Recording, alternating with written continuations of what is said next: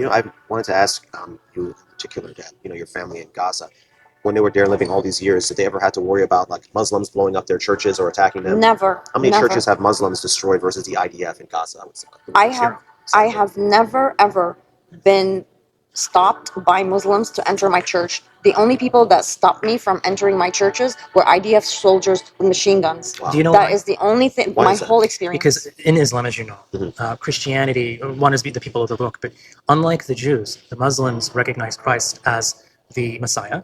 They right, recognize him as the one who's going to judge the living and the dead in the end of time. They recognize the Virgin Mary and her virgin birth.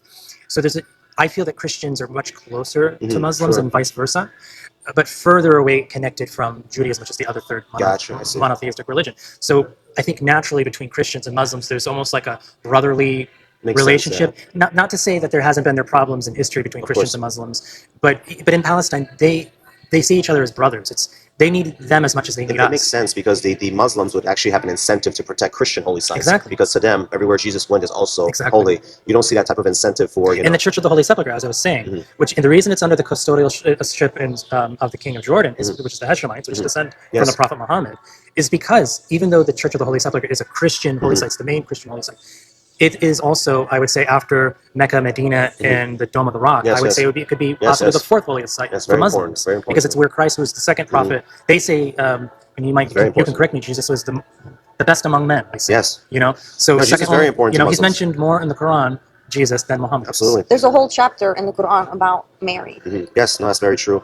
I've also, because I don't, like you guys were saying, though, in the end, it's not really a religious conflict. Like, what's going on in Azerbaijan and Armenia, right? Like, Israel is funding Shiite Muslims to kill Christians and displace them. But no one says anything.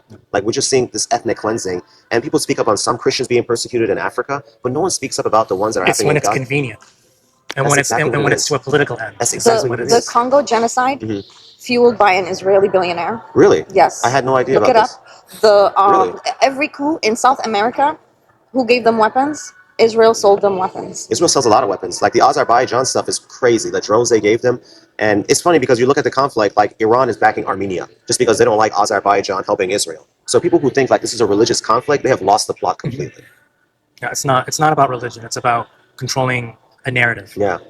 It's just frustrating what I'm seeing. I thought I was frustrated as a Muslim watching America behave this way. But then when this is a Christian majority country, Christian taxpayers are funding Christians being killed. I can't even imagine. I guess it would be very similar to a lot of like Muslims living in Middle Eastern countries, and their kings and dictators are just watching and doing nothing. They're probably feeling the same way.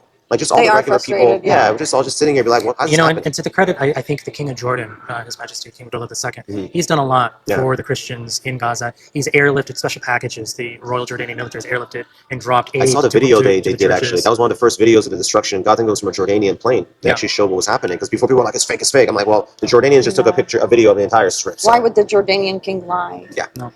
And Queen Rania is Palestinian. I do not, yeah. So the crown prince is half Palestinian, half Jordanian, and Jordan is, I would say, you could say, the twin brother to Palestine. A lot of Palestinians escaped in 1948 to Jordan. So yeah, I actually have family that lived there too. Yeah.